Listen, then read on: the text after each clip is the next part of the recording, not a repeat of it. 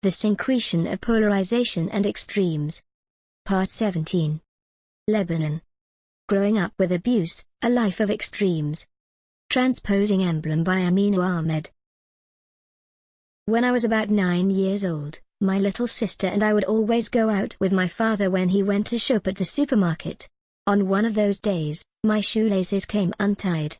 I didn't know how to retie them. Growing up, almost everything I needed was done by someone else. A few days before that, the same thing had happened. We were out on a visit with my mother, and my father insisted that I was old enough to tie my shoelaces by myself. I didn't know how, so I went to my mother, without him seeing it, and she tied them for me. Learning how to do it by myself seemed like a hard task, and my mother didn't insist on teaching me. However, in the supermarket, my mother was not around. I had to ask him to tie them for me. He became furious. He insisted that I knew how, and in his usual offensive manner, he told me I was lying. He ordered me to sit in one of the corners and retie my shoelaces. He was going to continue shopping with my sister and would then come back to make sure I had tied them. I started crying. He came back a few times, found I hadn't tied them yet, and insulted me. He even held me by the ear. Even though my father was mentally abusive, he never physically harmed us. I felt extremely humiliated. Other customers passing by my corner may have wondered why there is a girl crying on the ground. But I was an insecure child and would think that the customers were mocking me inside their heads, that they thought I deserved this. Eventually I bound my shoelaces in something that resembled a tie, and my father, maybe out of frustration, accepted it. Growing up with a mentally ill parent brought me a life full of extremes. It didn't help that my father was a religious man. He understood his role in the family to be very patriarchal, and this only accentuated his controlling personality disorder. My father was drawn into religion as a young man, the school of religion that was popular back in his day. He traveled to a Western country carrying that limited worldview. And as ways of practicing changed and progressed back home, he kept clinging to what he thought was the right Islam. It was a shock for me, after I moved to my homeland, to see kids having birthdays. This was supposed to be haram, but people here would nowadays find this label to be backward. Back where I grew up, the slightest mixing with others was frowned upon. They had a different lifestyle and I was supposed to stick to my Islamic identity. The Islamic identity often meant that I couldn't do what most of the other kids were doing. It meant I couldn't be girly, or have lipstick or nail polish or Barbies. I was living in a world of extremes. I had to try and find a balance between what I wanted to do and what my father wanted me to do, but I often only did the latter.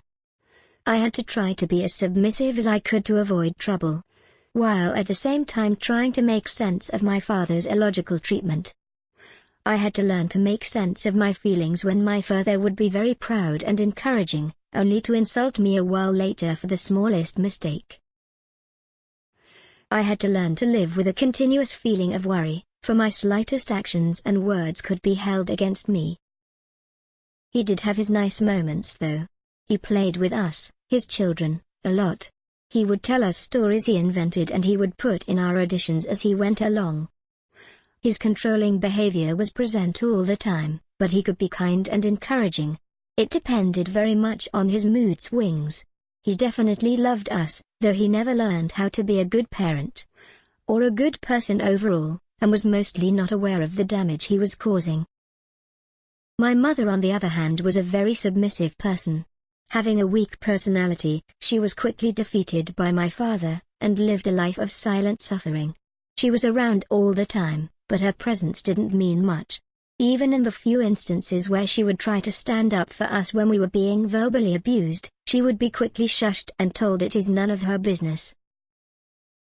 I grew up to be religious myself, but certainly in a different manner. I can sometimes see myself holding contradictory ideas, or trying to make sense of theories that seem to lie on extremes. Is being Muslim the very opposite of being a feminist? Do I even agree with most of what feminism has to say? What about Islam's position? What about the sacred Islamic rule of respecting and obeying one's parents no matter what? How do I practice it when I find myself struggling to find a shred of respect for my father? How do I live by these rules when I can't do daily tasks without lying about something to avoid unwanted trouble? I often find the reality of my life at one extreme, and the teachings of my religion at another.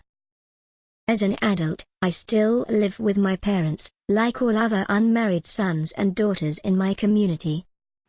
I wouldn't mind this cultural rule if I had better parents, but it is not like I have much choice in the first place.